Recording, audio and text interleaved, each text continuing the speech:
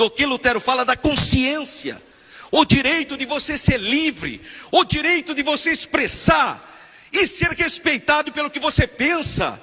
Depois os filósofos iluministas vão dizer: eu posso não concordar com nada que você pensa, mas darei a minha vida para o direito que você tem de pensar como você pensa. Muito boa noite a todos os homenageados que compõem essa bela mesa e todos os familiares, amigos, todos que vieram participar desse evento, trazer o seu abraço, o seu carinho, a sua consideração. É um dia muito ímpar, muito especial, porque exatamente há 505 anos, especificamente no dia 31 de outubro de 1517, foi fixado na porta da Catedral de Wittenberg 95 teses que questionavam a hegemonia religiosa, social, política, econômica, cultural da época. E foi um movimento que iniciou-se timidamente, mas que tomou proporções realmente indescritíveis. A frase que mais me marca na biografia de Lutero, que era um monge agostiniano, um religioso, é o que ele disse na Dieta de Worms, em 1521, quando ele foi convocado pelo imperador Carlos V do Sacro Império Romano Germânico para dar explicações sobre as suas teses. E Lutero disse: a não ser que alguém me convença pelo testemunho da Sagrada Escritura ou com razões decisivas, não posso retratar-me. Enquanto a minha consciência está presa à palavra de Deus, não posso e não quero retratar nada, porque não é nem seguro e nem salutar agir contra a própria consciência. Esse pensamento permeia as sociedades democráticas ocidentais ainda hoje. Ninguém deve fazer nada que vá contra os seus valores, a sua consciência, a sua cosmovisão. Mas isso é uma conquista que o mundo ocidental obteve, tendo como o principal, o iniciador, a gênese da ideia, Lutero na Dieta de Worms. E todos os anos, então, no dia 31 de outubro, se comemora a Reforma Protestante. Esse relevante, então, acontecimento histórico faz parte do calendário oficial de eventos aqui da nossa cidade. No ano de 2014, eu apresentei esse projeto, foi acolhido pelos vereadores e o prefeito da época sancionou como lei municipal 14.860. Então faz parte do calendário de eventos da nossa cidade. O movimento da reforma, então, obviamente que, historicamente falando, nada acontece em uma data específica, mas existem datas que tornam-se referenciais. 31 de outubro é uma data referencial como o início da reforma, embora a própria reforma foi um processo, mas foi um ato, não vou dizer de rebelião, mas de audácia. Não é de rebelião, porque era comum que os professores colocassem na porta das catedrais qual é a tese que pretendia defender. E Lutero fez isso.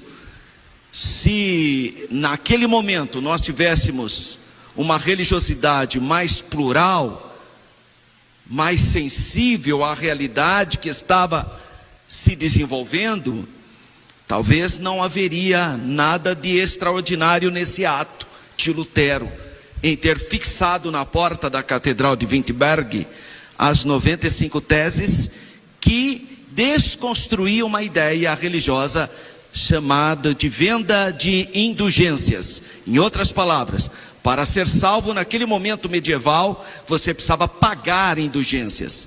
Você pagava a sua salvação. E é isso que vai motivar então essa discussão inicialmente. Segundo a ideia, que não passava de um tremendo comércio de indulgências, era um sistema de perdão de pecados perdoados pela igreja em troca de pagamento, mas o objetivo por trás desse projeto da igreja medieval era a construção da magnífica Catedral de São Pedro, que realmente é uma obra de arte extraordinária. Mas para construir aquele monumento extraordinário no Vaticano, foi necessário inventar uma prática hoje condenada pela própria Igreja Católica, que era a venda de salvação. E o teólogo alemão Martinho Lutero enfrentou e questionou essa venda de indulgências. A mensagem de Lutero foi difundida rapidamente por algo tecnológico. Eu diria que seria mais ou menos o que o WhatsApp faz hoje para nós. Foi a invenção da imprensa por Gutenberg. Foi no momento similar que a imprensa estava sendo utilizada. Isso, sem dúvida alguma, é o motivo da rápida propagação das ideias de Lutero. Os escritos de Lutero começaram a ser vinculados a partir de 1517 e passaram a ser rodados nas máquinas, na imprensa. E, obviamente, os principados alemães simpáticos a essa causa acolheram. E esses panfletos, esse material caiu na mão do povo. Com a imprensa, centenas de materiais eram entregues diariamente, o que não seria possível em outra situação. Esse mesmo fenômeno se repetiu e se repete agora em relação ao monopólio da informação, que foi quebrado com as redes sociais. Hoje, com as redes sociais, nós estamos passando, não dá para perceber, porque ainda a gente está vivenciando esse momento, mas nós estamos passando por uma revolução em termos de quebra de monopólio da informação. A tradução da Bíblia de Lutero é um clássico. A língua alemã está basicamente assentada sobre a tradução da Bíblia do latim para o alemão, feita por Lutero na imprensa de Gutenberg. Na biblioteca do Congresso norte-americano tem um exemplar lá, original, exposto. A reforma provocou uma série de situações, não só na área econômica, cultural, social, mas também a reforma trouxe guerras, trouxe revoltas também, e o êxodo de milhares de pessoas. As orientações oriundas do protestantismo se multiplicaram, porque, diferentemente do sistema monárquico e do monopólio da fé da igreja medieval, a reforma propunha igrejas nacionais. Então, obviamente que se apoiava a pluralidade de denominações. E é isso mesmo que vai acontecer. Inúmeras igrejas nacionais apareceram, como reformados, luteranos, presbiterianos, anabatistas, batistas, congregacionais, puritanos, metodistas, evangélicos e hoje pentecostais também são decorrentes dessa ideia. Assim, a reforma foi responsável pela criação de muitos grupos, muitas igrejas. Hoje, os membros, adeptos da fé reformada, ou pelo menos dessa herança protestante, somam aproximadamente 980 milhões de pessoas em todo o mundo. Basicamente 40% do universo cristão. Pensando em cristãos em todos os segmentos que confessam a Jesus Cristo. Mas a reforma, ela tem 5 chamadas 5 solas, que é a palavra latina para somente. E essas 5 solas diz o seguinte: sola scriptura, ou seja, só a Bíblia. Então as igrejas oriundas da Reforma, elas rejeitam a tradição, quando a tradição está de desacordo com a Bíblia. Para eles o que vale mais é a Bíblia, não a tradição, salvo se a tradição estiver em harmonia com as Sagradas Escrituras. Então a primeira sola, ou a primeira coluna é somente as Escrituras, Antigo e Novo Testamento. Segundo sola, solos Christus, somente Cristo, é só Jesus. No mundo protestante, Cristo é a pedra angular, é sobre Cristo que a igreja está fundamentada. Não é em pessoas, não é em santos, não é em pessoas piedosas, não, é em Cristo, somente Cristo. A terceira sola é sola gratia, só a graça. Não se percebe a salvação por obras, mas por um ato de amor de Deus, porque Deus amou a humanidade e graciosamente salva a humanidade, independentemente do esforço humano. A quarta sola é sola fide, somente a fé, é o recurso que me garante essa salvação, é o exercer fé na obra expiatória de Cristo. E finalmente, sola Deo glória, somente a Deus a glória. Adora-se apenas a Deus, como o próprio Jesus disse: os verdadeiros adoradores de Deus o adoram em espírito e em verdade. 505 anos depois da fixação das 95 teses de Lutero na Catedral de Wittenberg, no Castelo de Wittenberg, desafiando as autoridades teológicas, as autoridades da época.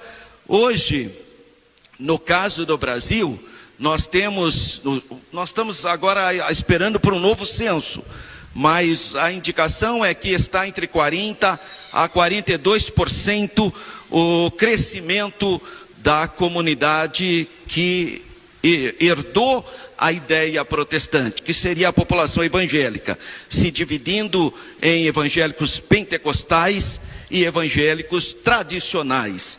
Uma diferença basicamente é que esse grupo de evangélicos pentecostais acreditam que os dons espirituais de Atos dos Apóstolos, no capítulo 2, e depois de Corinto, capítulo 12, que fala acerca dos dons espirituais, é ainda uma realidade para a comunidade cristã. Os tradicionais acreditam que isso ficou no passado. É basicamente isso. Na perspectiva política, é muito importante nós estudarmos a reforma protestante, porque é ela que propõe o Estado laico. Eu acho até engraçado, e já discuti nessa casa, quando vem vereador aqui dizer que nós somos contra o Estado laico. É uma ignorância, é uma fraqueza intelectual absurda, porque está no DNA protestante a democracia representativa laica. Fomos nós que propomos. O primeiro Estado que propôs a democracia laica, o Estado laico, são os Estados Unidos da América, um país protestante. Exatamente por ter muitas denominações, não pode ter uma única fé oficial. Só que laicidade não é sinônimo de ateísmo.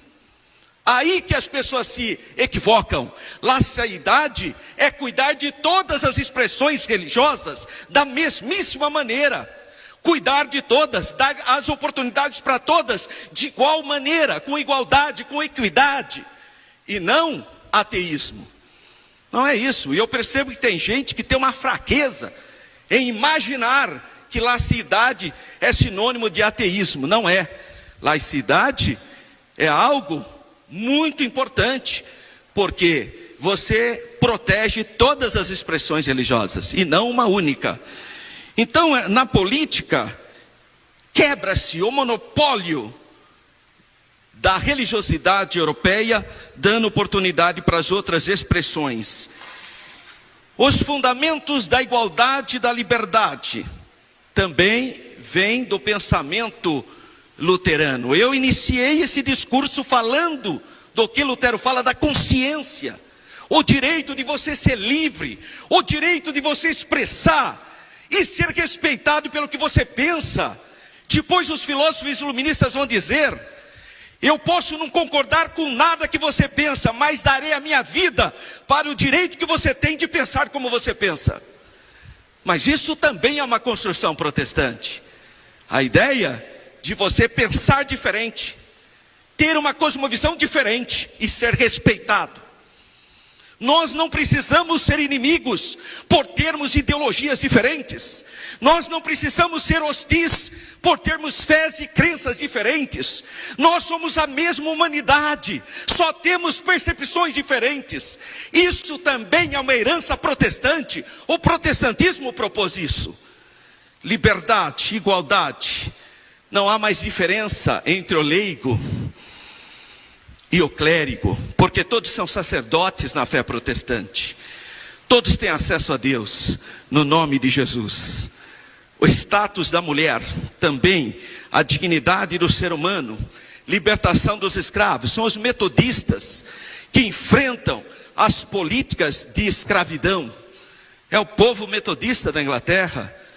Então são heranças, a luta do protestantismo, porque de um modo geral as igrejas tiveram uma tendência em aceitar a sociedade. O próprio Brasil, ao tornar-se independente, manteve o sistema escravista, extremamente lamentável. Embora a sociedade pós-moderna pense que religião está fora de moda, que pensamento, crenças ou teísmo, de um modo geral, esteja fora de moda, mas é exatamente ele que moldou todo esse pensamento da nossa cultura. É uma herança judaica cristã, sim. Embora muita gente não se dá conta disso. Assim, quando tudo parecia perdido na história do mundo medieval, na a chamada Idade Média, um homem leu à luz de velas Romanos capítulo 1, versículo 17. A maior parte dos teólogos dizem que se não houvesse os 4 evangelhos no Novo Testamento, só pela carta de Paulo aos Romanos haveria cristianismo. Porque a epístola de Paulo aos Romanos, os seus 16 capítulos, sintetiza toda a fé cristã.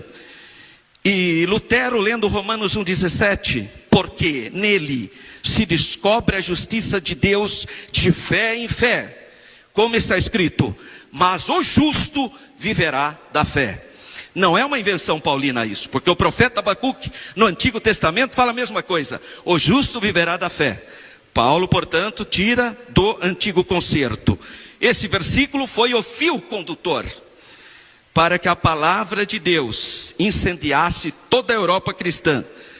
Portanto, nesse dia 31 de outubro de 2022, nós celebramos com alegria 505 anos da Reforma Protestante e o seu legado para a própria cristandade, para o mundo e até para aqueles que não conseguem perceber Deus. Até esses são abençoados pela reforma que lutou para que todas as pessoas tivessem o direito de crer ou deixar de crer. Graças a Deus pelos 505 anos da reforma protestante. Muitíssimo obrigado.